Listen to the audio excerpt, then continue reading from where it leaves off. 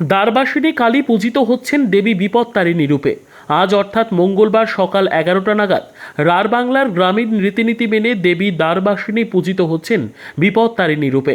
বিপত্তারিণী দেবী দুর্গারই আর এক রূপ। হিন্দু শাস্ত্র মতে দুর্গার 108টি অবতারের অন্যতম হলেন দেবী সংকট নাশিনী। তার একটি রূপ হলেন মা বিপত্তারিণী। প্রতি বছর আষাঢ় মাসের রথযাত্রা থেকে উল্টো রথের মধ্যে যে মঙ্গল ও শনিবার পরে সেই দুদিন দেবীর ব্রত পালন করা হয়।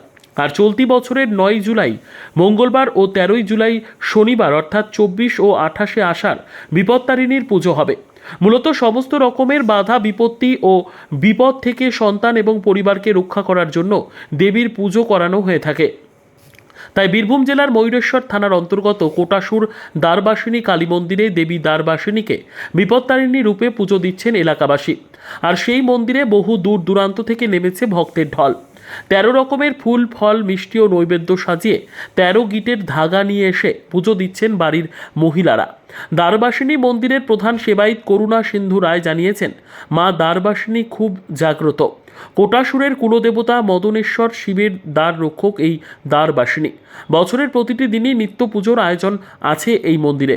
তবে দেবী বিশেষ পুজোয় পূজিত হন বিপত্তারিণী ব্রত উৎসবে, দুর্গাপুজোর দশমী তিথিতে ও কার্তিক মাসের দীপাবলি উৎসবে।